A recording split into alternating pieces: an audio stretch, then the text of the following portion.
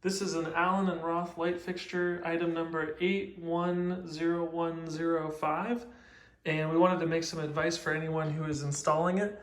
When it comes out of the box, all of the pieces may not be in the right order for having this cover, the hook, and then there's a circular screw that will hold that cover up. And then you'll cut the cable to the right length, thread it through the chain.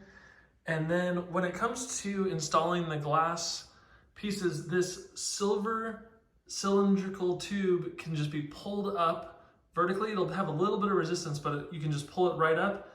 And then that will let you put on the glass. There's a piece of metal in there to hold it in place. And then you can add, last part is for the light bulbs. We went with the ultra bright LED.